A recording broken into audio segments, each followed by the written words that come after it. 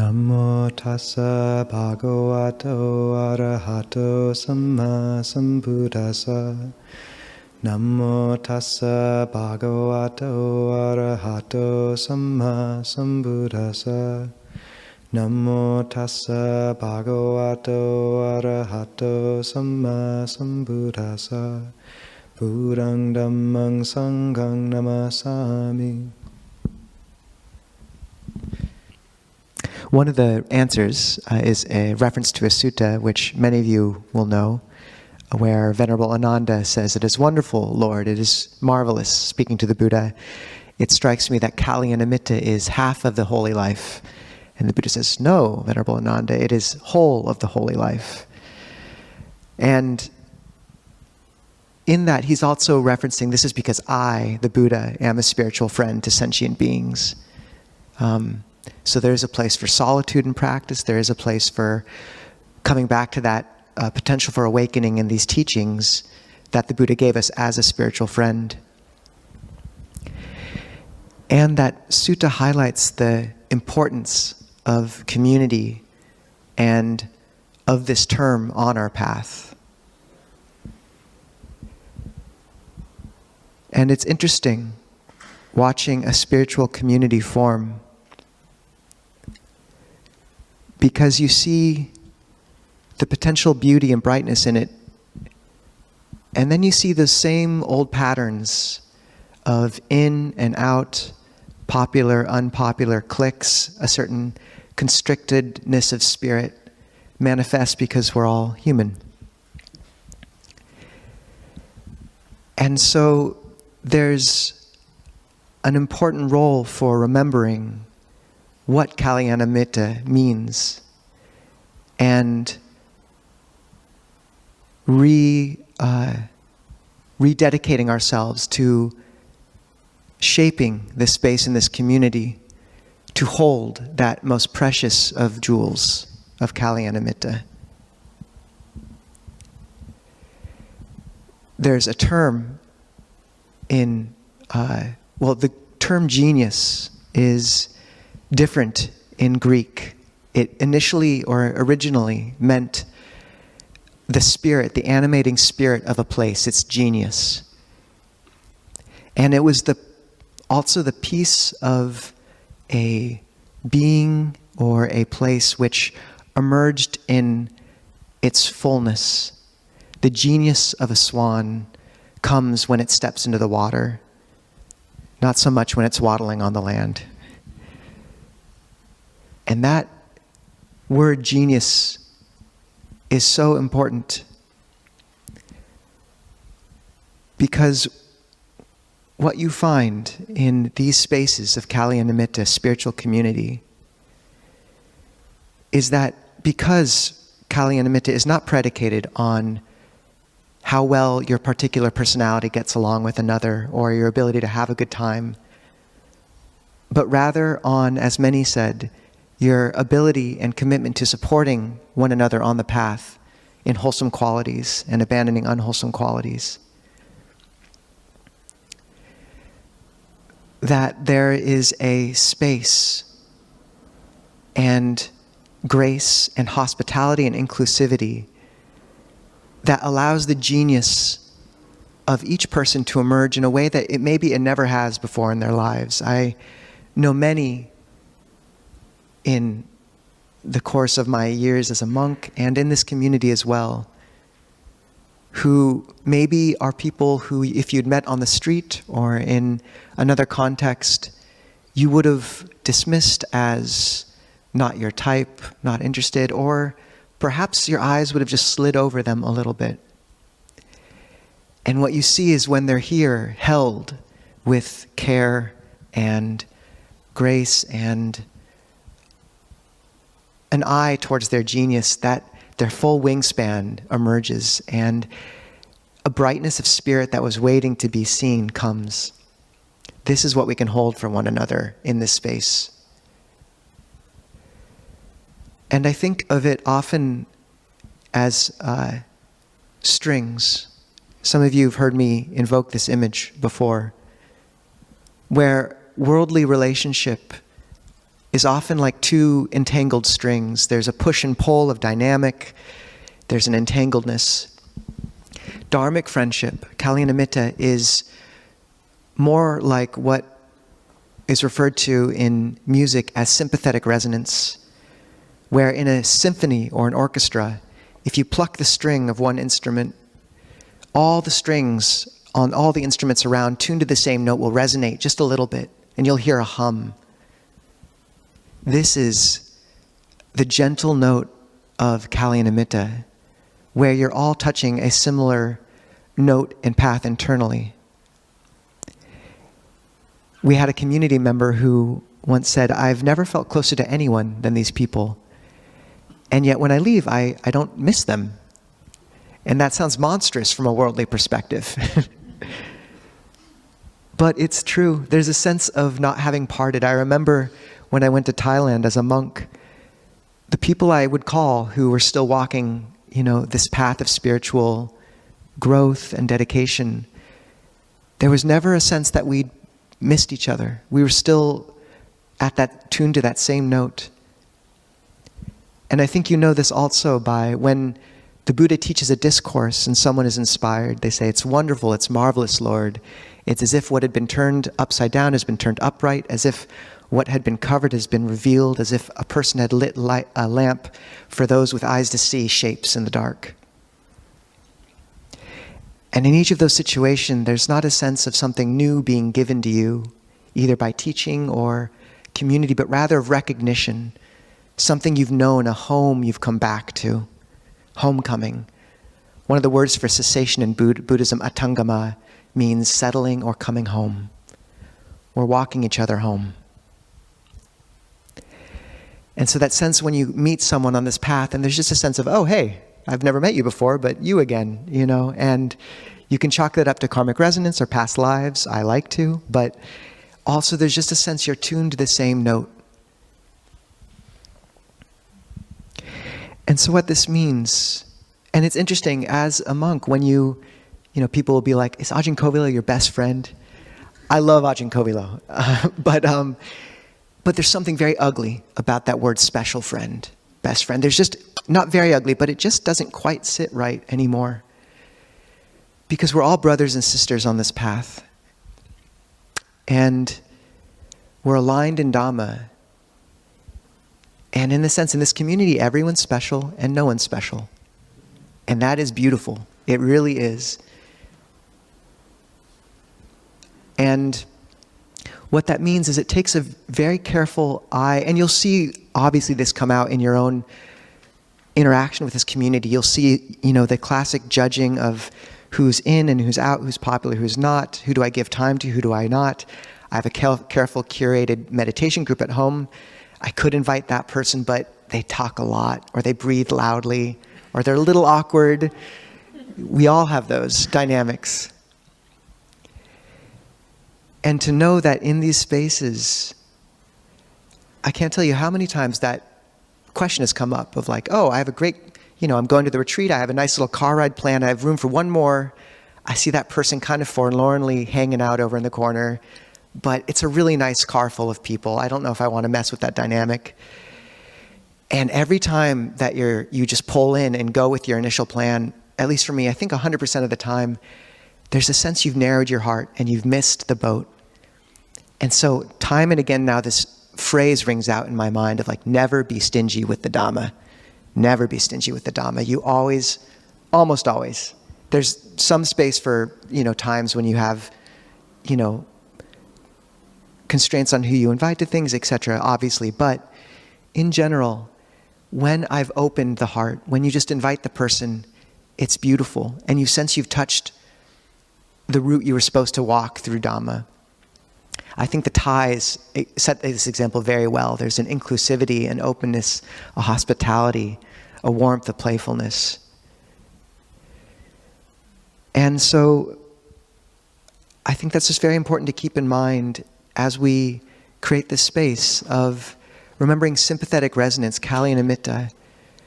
There's a rule in the Vinaya that we aren't allowed to arrange group meals. When there's 4 monastics or more going to a meal, we can't decide who to invite. We actually have to put it up for lottery, or do kind of randomized, or a different way of kind of including everyone. So, you can hold that with wisdom, but just consider, like, if you do have a group of people you really feel comfortable with, what would it mean just to make room for a few people you haven't invited before? What would it mean to, like, pay attention to the person you've been dismissing a little bit in conversation? This is a space where you give a gift of letting someone emerge in a way they maybe never have in their whole life, because there are very few spaces like this where the quiet souls, the quiet chittas with deep wings, with broad wingspans, can spread them fully. There's hidden bodhisattvas all around us. And the Buddha said, when he was talking to, he goes to, in this one sutta, he asks these monks who are living together how they live in concord. And they say, I think how wonderful it is that I have such spiritual companions to live the holy life with. We gaze at each other with kindly eyes, mixing like milk and water, and think, why don't I put aside what I want to do and do what these venerable ones want to do? Doing so, we live in concord. And when the Buddha laid out the 6 kind of guidelines for spiritual community called the Kosambhya Sutta, he said, one dwells cultivating acts of loving kindness towards one's companions in the spiritual life by body, speech, and mind. One dwells with virtue in tune with one's spiritual companions. When one receives gains righteously gained, one does not partake of them without first having shared with one's spiritual companions. And one shares right view with one's spiritual companions, right view which is onward leading, penetrating, leading to the ending of stress and suffering. And then he gives 7 qualities of that, which we'll touch later. But that first of loving kindness towards through acts of body, both in public and private. Some of you will know this story where the Buddha was walking with Venerable Ananda, and they come across a sick monk covered in vomit and his own fluids. And they ask why no other Sangha members had been caring for them. And they say, he wasn't that liked in the community. And the Buddha and Venerable Ananda lift him onto a bed and care for him. And the Buddha says to Venerable Ananda, remember, Venerable Ananda, for any of you who care for the sick, you care for me. It's as if you care for me.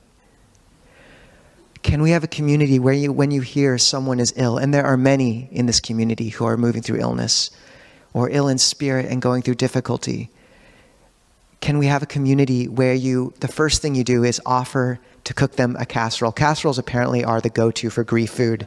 I don't know why. Or a pie, or just your first reaction. And you'll know that your practice is gaining momentum when the first reaction you have to receiving a gift is, who can I give it to? Or when you hear someone sick, how can I help? Can that be this community?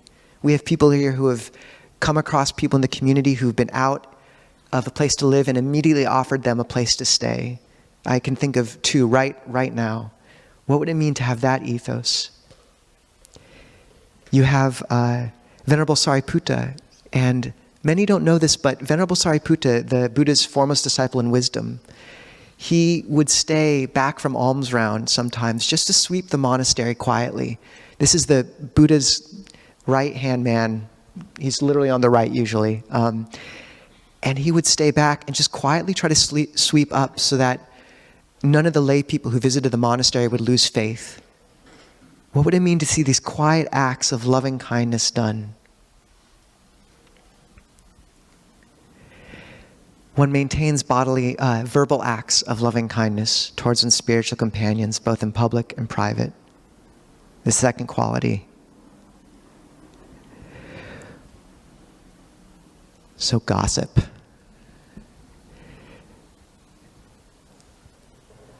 This is, I think, the great Achilles heel of maybe all human communities. But certainly Buddhist communities are subject to the same. Saint Teresa of Avila was known for never saying something around another person that she would not say to their face. Venerable Satima has taken that on for this period as well, another bhikkhuni at Parayana. Joseph, or Longpa Pasano, is known for never speaking about others in a way that would leave the slightest mark. And you'll notice, yeah, there's a juiciness to gossip, but if they're gossiping about someone with you, what are they saying about you? And that trust you can gain in someone who, when you kind of, just lay out the gentle invitation for like, oh, I heard, and they don't respond, and you clearly, this person does not gossip, how safe you feel knowing that they hold you with that same spirit. And so there are times, there are times when you have concern about someone or you're dealing with a difficult situation and need feedback where you need to ask another person for advice, but you can frame those moments carefully. Say, I usually don't speak about people behind their back, but I really genuinely need some help right now, or I'm concerned. Frame it and then put it down. But what would it mean to have a community where we don't gossip? And there's an element where we all have those gossipy kind of friends, and there's a sense where you can let them talk, but you don't really say anything back, but you get all the goods without having, sullied your own karma at all, right? It's like gossip by proxy. What would it mean to stay back from that even a little bit? It is so beautiful. It is a thunderclap when you have someone in a spiritual community. You can't do this with everyone in your life, obviously. Some are on a different page. But where you just bring up a good quality, be like, actually, I saw that person do something really beautiful last week, and the person you're talking to will get the message. I'm not interested. There's a sutta called the Saparisa Sutta, where the Buddha says, a true person, when asked about their own good qualities, holds back. When pressed with questions, they speak little, holding back. When asked about their own bad qualities, they speak in full, without restraint, or without holding back. We all have to hold that somewhat carefully and with wisdom. A true person, when asked about another's bad qualities, holds back. When pressed with questions, they speak little. When a true person is asked about another person's good qualities, they speak in full, not holding back.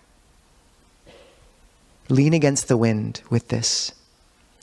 Epictetus of the Greeks said that if someone tells you that someone has spoken badly of you, say, they only said that much? If they'd known all my bad qualities, they would have said a lot more. I love that. Obviously, you don't want to invoke a false humility, but what does it mean to really hold back with that humbleness and praise another? Praise another.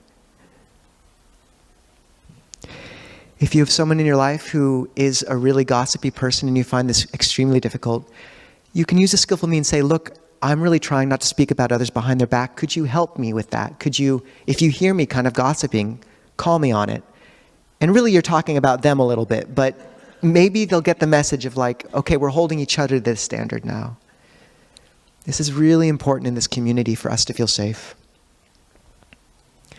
When anger comes up, to give feedback using the conditions for admonishment. I've mentioned this before. In the Vinaya, in the monastic code, we're not allowed to give admonishment, feedback to another monastic, usually unless we've fulfilled 15 conditions. There's a lot. There's like 3 different lists of 5. The 2 ones I want to hold up now are speaking from a mind of loving kindness and asking and receiving permission.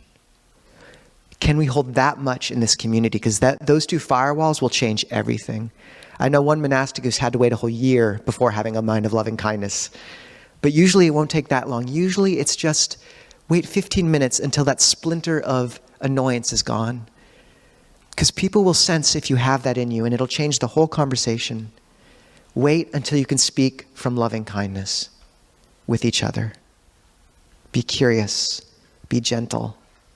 Understand that often you don't need to call someone on something right away. We're mindful in this community. Usually give people a chance, ask them questions, or just give them a chance to see it of their own accord, and trust mindfulness too. Verbal acts of loving kindness. And mental acts of loving kindness in public and private. I've never really known what public acts of mental unkindness means in this case, but in terms of how you hold this, I really think of this when you have someone in the community who is difficult. Like Venerable Silananda said, who's our teacher without us necessarily having asked for them to be our teacher. Can you remember, I need to maintain mental acts of loving kindness towards these companions? And don't think of them necessarily as your friend in that moment. Think of them as your brother or your sister in the Dharma. And the goal and one of the purposes of your family is to show you where your buttons are. And that's something we do for each other. Thank goodness. But it's done in a space of safety with people you can talk with. There's a crucible at work in this gym now, in this community, where we have a chance to truly purify our hearts together, but that it happens in relationship. So have gratitude for that. I've mentioned this before, but the Sufi teacher Gurdjieff, who, there was one very difficult person in his community, and one day he was gone, and this person just got on everyone's nerves too much, and they chased him away. And Gurdjieff returned and said, where's this person?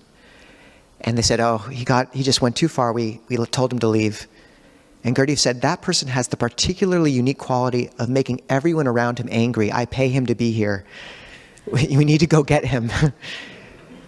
There's a teaching in the Mahayana that the bodhisattvas split off part of their chittas and send them down as the difficult boss or the friend or the situation to push and teach us. This is how we can think of those. And with compassion, because if someone is bringing a lot of suffering into a space, then they'll be suffering too. Maintain acts of loving kindness. And as Ajahn Kovilo referenced a few weeks ago, part of our practice can also be dedicating the goodness of our lives to those we love and in this community. Are you holding a few people in this community in your heart and telling them that you're thinking of them? Because there's people in this community, I guarantee, who can use that right now. We have people who've just recovered from cancer, who've just come down with cancer, been diagnosed with it, who've lost mothers, who have children who are going through addiction. Can we hold them? Next one dwells with sila, virtue in tune. And just supporting one another in holding to a standard of virtue which is truly unique in the world.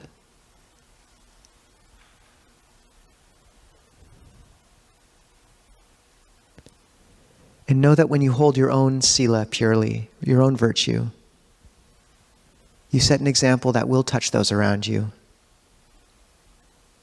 And really considering supporting one another in that through either getting a confession partner.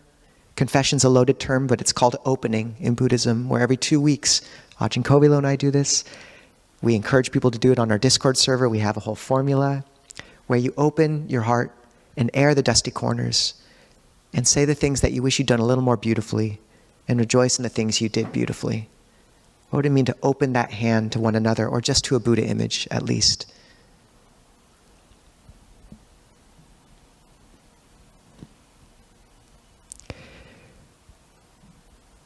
And the fifth aspect, where the Buddha says that one does not partake of gains righteously gained without first sharing with one's companions.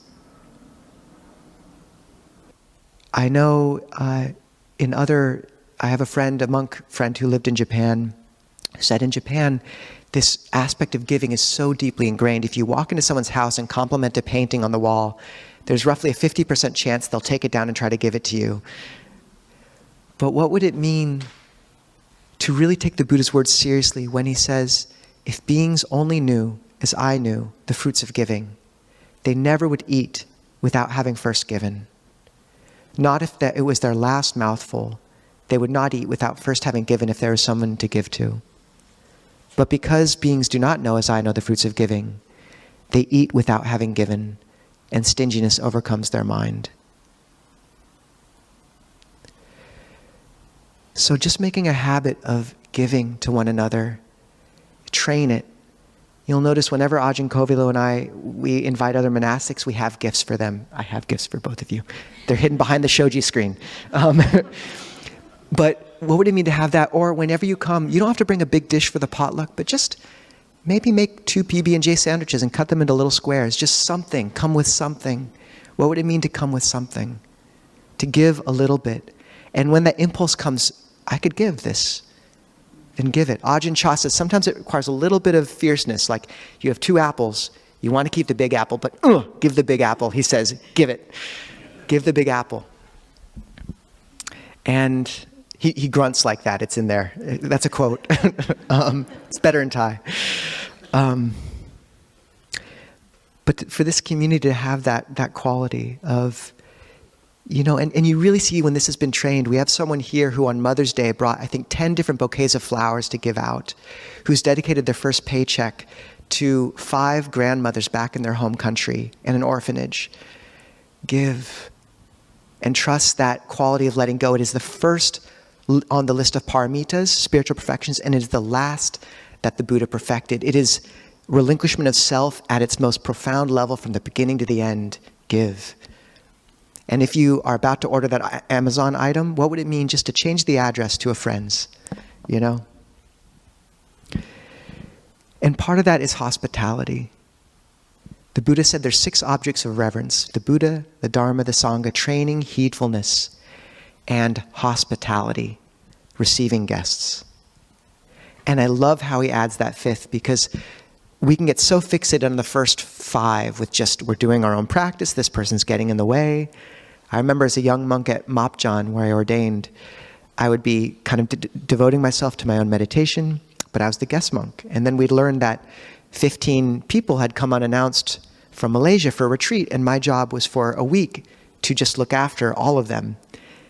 And there's a part of the young monk's mind which does not rejoice, leap up, and grow confident in such news. But if you turn your heart completely to, my practice now is making someone feel as cared for as I can, this is sacred, it was the most brightening experience. And then when I went to visit another monastery, I somehow ended up in the abbot's kuti, and I feel like that was karma. So trust this aspect of hospitality. So if you aren't opening up your home once every 2 weeks, can you do that? Can you open up and feed people? Can you make room in your gatherings for those who you might not otherwise? If you haven't signed up for our hospitality and house sitting WhatsApp group, consider it, because if this monastery thing is going to work out, we need people to host people. It is such a gift. I know it's an ask, and this is the thing, is true dana often hurts a little bit. It's how you know you're really pushing the edge. When I'm packing for a trip, I think many of you know the sense, you come to the point of your baggage where you're like, ooh, any more gifts and this is going to be awkward. Push past that, always a little bit, stretch. Find what you're stingy with. Is it time? Is it attention? Is it the spotlight? Give that away. Is it your sense of, this is my home and this is my sacred space? Can you open it and invoke that sanctity which is deeper? Where is your trigger point? Where is yourself hiding? And challenge that by giving. We want a community where if someone posts that they're coming to Seattle, we have 5 or 6 people offer their homes immediately. And you will find there's huge brightness. These are amazing people who are coming to us. Can you open your home? Can you open your heart? Can you open the car ride? Can you open the group which you've cultivated a little bit to others? Sympathetic resonance, a deeper song. And finally, the 6th quality is right view, which is shared towards the ending of suffering. And this is the fact that we're all walking the same path here, supporting each other on it. And I think this is why so many communes failed, is they didn't have this shared right view.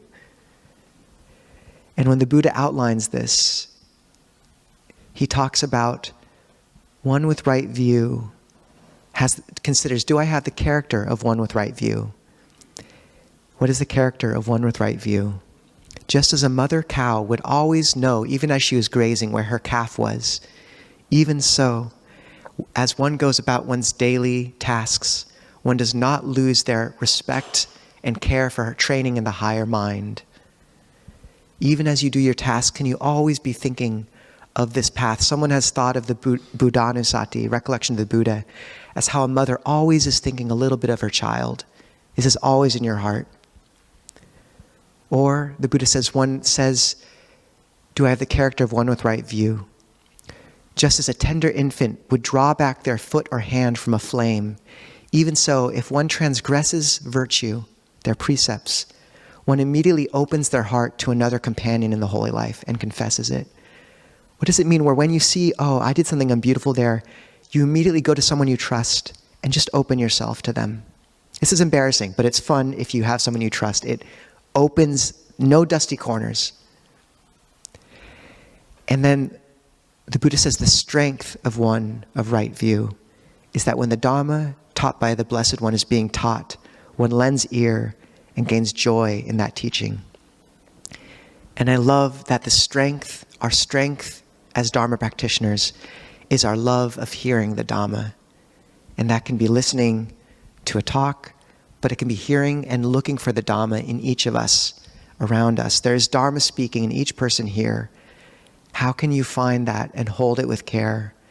And if we keep with care this spiritual community and create this architecture of faith, then the monastery itself will take care of itself physically. But this is what's precious, be it in a gym or North Bend. So I'm wishing you all the best. Handamayang Dhammakataya Sadhu Karang Dhammase. Sadhu, sadhu, sadhu, anumodami. So we have time for some questions or comments. Feel free to raise your hand and we'll have a mic over to you. Or if you're on Zoom, you can raise your cartoon hand. And this we get to open up to Silananda and Kema as well.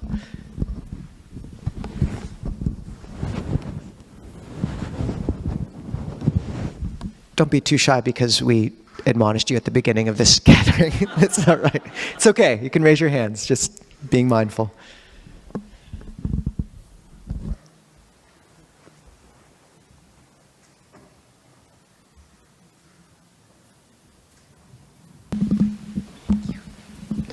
Hello, thank you so much for the talk and the meditation. They both were beautiful. My question is for Venerable Silananda.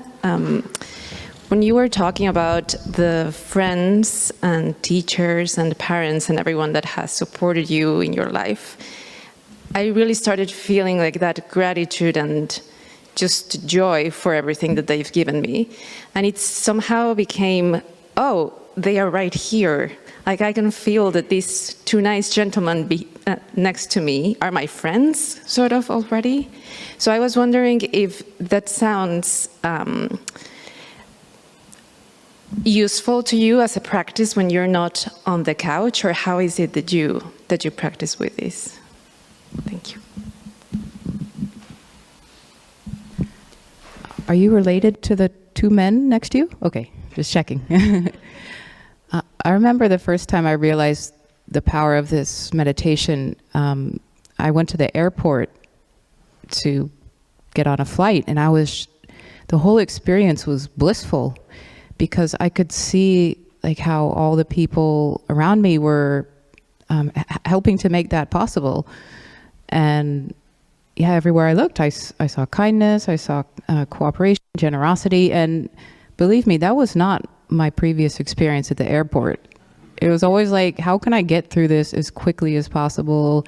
How can I maximize my comfort? How can I get away from the annoying people? Things like that. But I think, to your question, yeah, if you do this meditation a lot, it starts to pervade your space. And so anywhere you enter into, you automatically pick up on acts of goodwill. And I'm sure the two gentlemen next to you are very well behaved, and maybe even smiled at you. But even if they didn't, like they've taken the time out this morning to come to a gathering where people are creating virtues. So that is definitely something to notice and to rejoice in. So I think that, that's exactly kind of the effect that this meditation can have. It radiates outwards, this perception of kindness all around you. And it seems to have no limits, actually. Like sometimes I stare at the carpet and I'm like, somebody designed that pattern. Like I've been staring at it actually for the past hour, but someone put thought into it. And the whole purpose is to like prevent your feet from being cold. So it's like really profound. So I'm really glad you had that experience.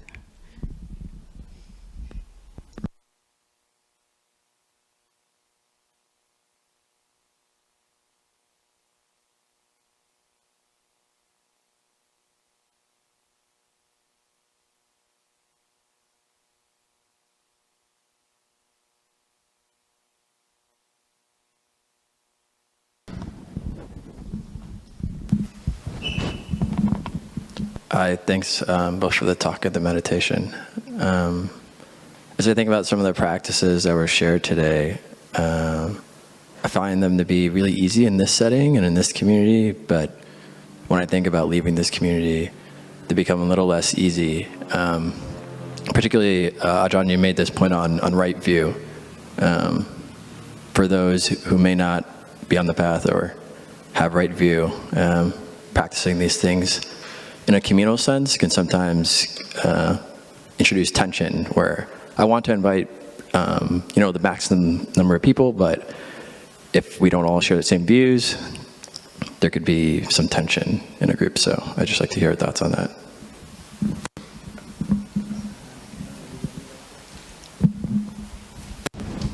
Yeah, great question. I think there's those in our lives who, have different values than us, and who we have no choice but to have time with and spend time with. And I really think with many like that, holding these virtuous, the word for good or kind of goodness of a kind in Buddhism is kusala, which means skillfulness, skill. Because it's an acquired skill that you have to cultivate. Like, how do you navigate in the world that does not support these values without gossiping, without compromising your own sense of integrity? And it takes some really skillful means that are sometimes a little playful and sometimes creative. One thing is, you will find as you practice, your path begins to diverge a bit from old friendships. It just does. And one thing I've recommended is, instead of trying to juggle a bunch of coffee dates or something with old friends who maybe you don't resonate with in the same way, see if you can batch all those friends into like 1 or 2 dinners a month or something, and bring them all together, and then just give and trust that note of giving to drown out any sort of discord and just be brightening and honor those relationships, because cutting it off often is not the right decision. And with others who, and obviously there shouldn't be judgment here, like we're all on different paths. But it is worth acknowledging who's supporting our values. And so with those that we're inevitably in a lot of contact with, family or certain coworkers or friends, I really find it almost like a game, like, how can I find their dharmic language, and not compromise my own sila, be silent at the right times, or steer the conversation correctly, or kind of joke a little bit, or how can I ask questions that lead them to talk about something that's really actually meaningful to them as well. So yeah, it is difficult. And when I say, try to include a lot of people, who wouldn't otherwise be included in a gathering, I mean people whose values align. Like the Buddha did say, associate with wise people. It is okay to be distinguishing those people in your life to some extent. And hold this very lightly. We don't want to judge. It's just some people will support these qualities in your life, and you want to draw near them. So don't know if that answered the question at all. Okay.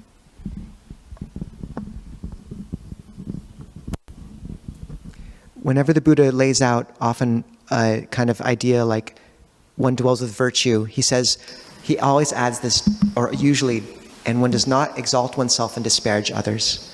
So just always keeping that in mind, even while we make distinctions between who we want to spend time with a lot. Yeah, in the back there.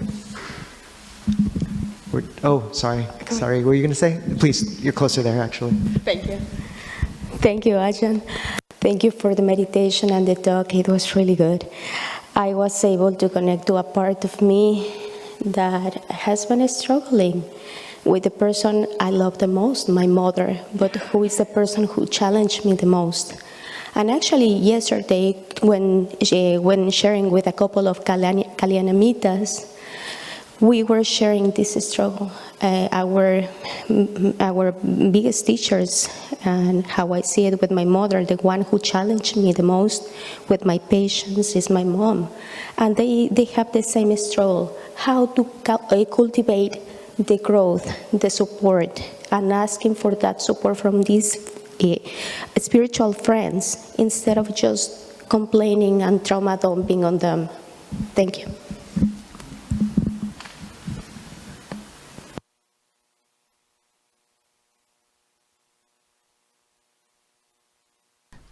So can you repeat the question? I'm sorry. Is it how to talk? Okay. How to cultivate growth with these Kalyana how to, not just to trauma dump, not just to share the complaining about our people, but also ask for the support and growth together. I think if you frame it like you just did, it would really set the tone for the whole interaction. And the fact that you're talking to Kalyana Mitas already, you're with a group that understands what's skillful speech, what's unskillful speech, and they probably have a good motivation of wanting to help, not wanting to harm you or your mother. But I really liked what Ajahn Nisabho said about kind of owning whatever difficulty you're having with somebody. You could say, yeah, I don't want to gossip or slander, but I'm struggling right now and I'm needing some support. So, explaining to them where you're coming from, asking, are you able to help me with this? Maybe they're not. Maybe they're also struggling with their mother or at the time. So just, being very clear about your intention, and the fact that you're already talking to a group of spiritual friends, I think that's a really great place to start. And I think that's about it. One more, and we'll just make Alex run all the way over. Could we also have the two men who are sitting next to Jeanette stand, just so we can see if you are indeed well behaved? Good. Yes, all right. Yeah, they check out.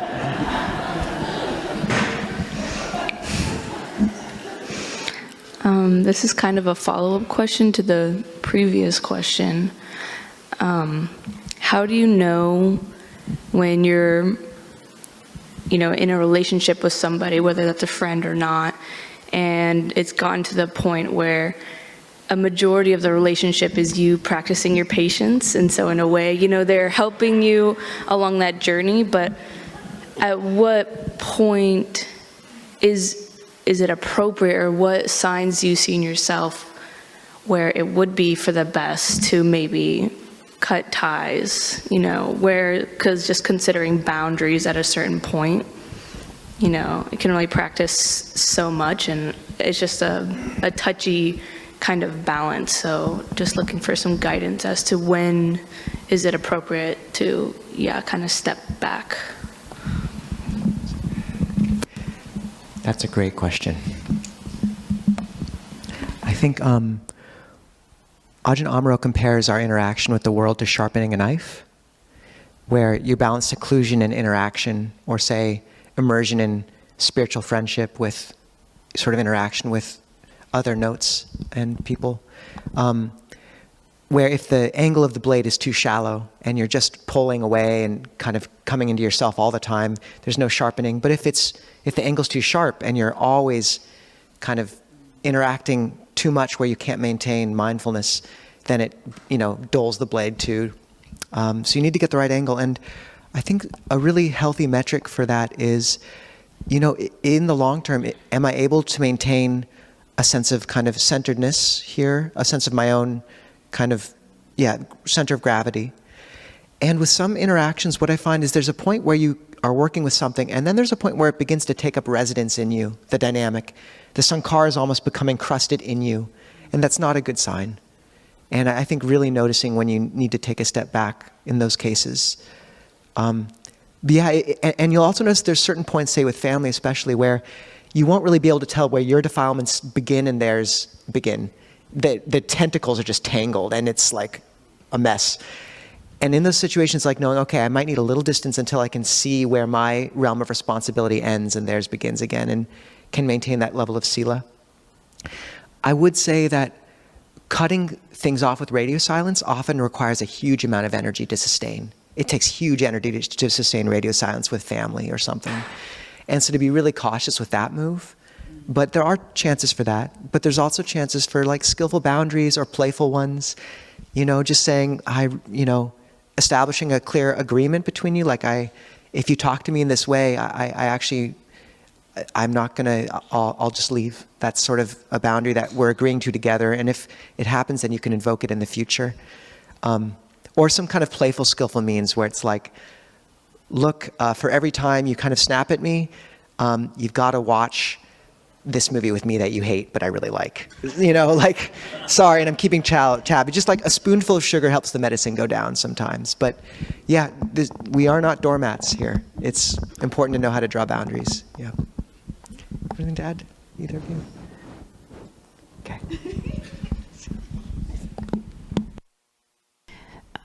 Yeah, I think, Ajahn, you focused on really knowing your own limits, your own capacity, and I would put the focus there, and being really honest. Sometimes we can't handle things that we think we should be able to, or that we used to be able to. So to just, provide ourselves with compassion, understanding in these situations, it's quite difficult for us. So to, not be afraid to say this is too much. But also your question, it made me think that sometimes we don't know the answer to something unless we kind of experiment. Like we have to kind of try different approaches, different strategies. And me, that always makes me a little bit uncomfortable. I want to know what's the one right way to do something, but sometimes there isn't. And it's a dynamic. The other person, has many different sides as well. So it's a matter of like being willing to, see things from a different angle and then try something out, but really taking care of ourselves in the process and just really knowing our own heart, mind, and whether it's getting too much, and being willing to step back, but keeping our heart open if you're able to engage in the future, always leaving that as a possibility.